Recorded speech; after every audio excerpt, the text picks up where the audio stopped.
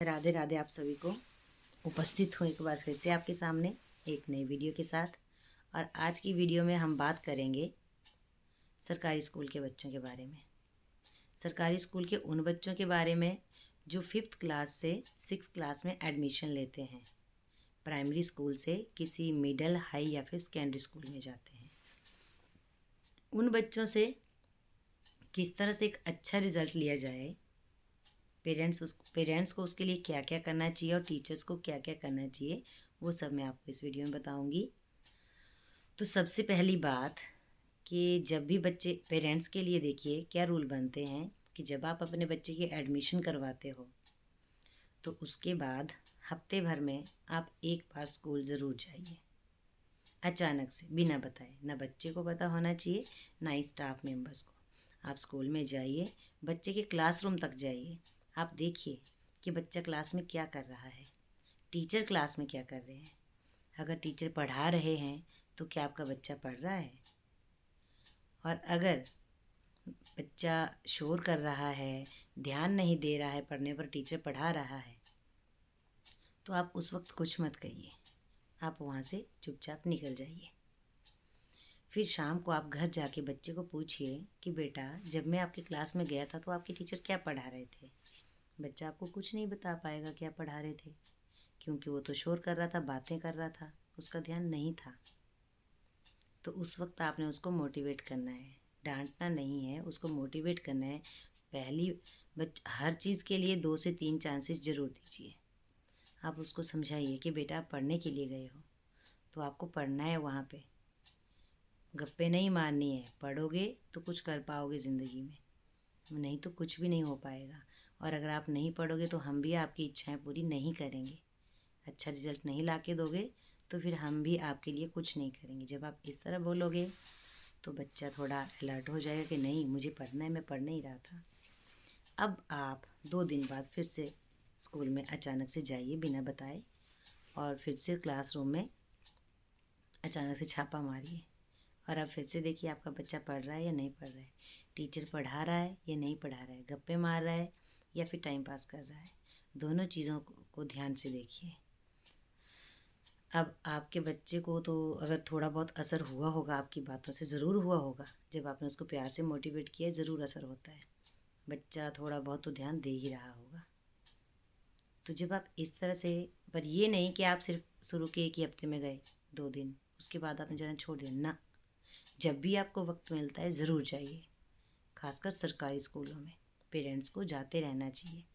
हफ्ते में 2 बार, 15 दिन में, शुरू के 2-3 महीने, आप 2 महीने तो कम से कम आप हफ्ते की 1 बार ज़रूर जाओ। पहले महीने में 2 बार, दूसरे महीने में 1-1 बार, उसके बाद तीसरे महीने में 15 दिन में 1 बार जाओ, फिर उसके बाद अगले महीने में 1 ही बार जाइए।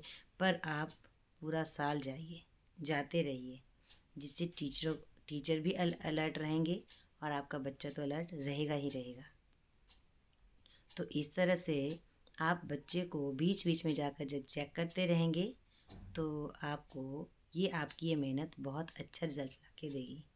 पहली बात तो आपका बच्चा ध्यान देगा पढ़ाई पे, और दूसरी बात आपका बच्चा बिगड़ेगा भी नहीं, क्योंकि उसको डर रहता है कि मेरे पेरेंट्स बार बार स्कूल में आते रहते हैं, मेरे बारे में पूरी पूछताछ करेंगे, तो इसलिए मुझे अलर्ट रहना है और एक अच्छे बच्चे बनना है, पढ़ना भी है।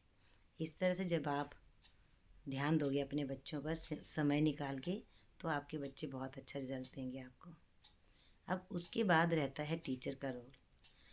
जब बच्चे स्कूल में, अलग अलग स्कूलों से बच्चे आते हैं, तो देखिए सीधी सी बात है कि हर घर का माहौल अलग अलग होता है। क्या पता कौन सा बच्चा कैसे माहौल में पला बड़ा है। तो अक्सर बच्चे, मैक्सिमम बच्चे ऐसे होते हैं जो गाली गलौज भी सीख के आए होते हैं। और बच्चे तो एक ऐसा प्राणी है कि गलत चीज़ों को बहुत जल्दी कैच करते हैं।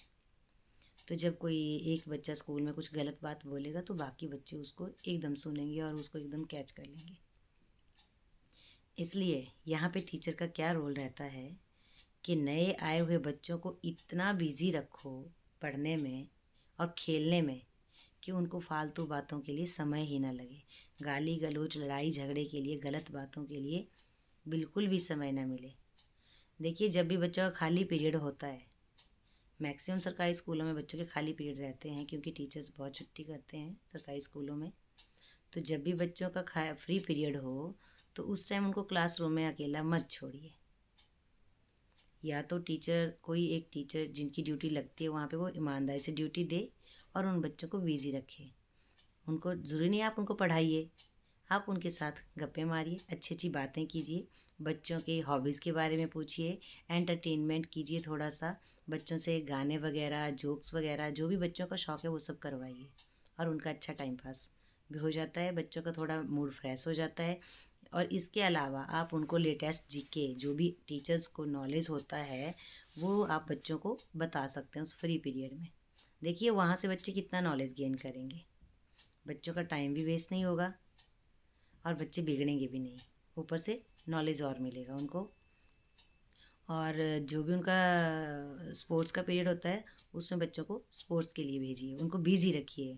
मतलब और बाकी पीरियड जो क्लास हैं, जो उनके सब्जेक्ट्स हैं उसमें टीचर तो पढ़ा ही रहे हैं, मतलब बच्चों को बस सरकारी स्कूल के बच्चों को बिल्कुल भी फ्री मत रहने दीजिए। जब बच्चा फ्री नहीं रहेगा तो सवाल ही पैदा नहीं होता कि बच्चा बिगड़ेगा। बच्चे को बस बिज़ी रखो।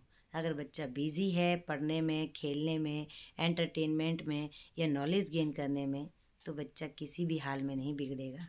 ना तो वो नशे की तरफ जाएगा और ना ही गलत बातों की तरफ जाएगा, और बच्चे का फ्यूचर बहुत ही ज़्यादा ब्राइट होगा।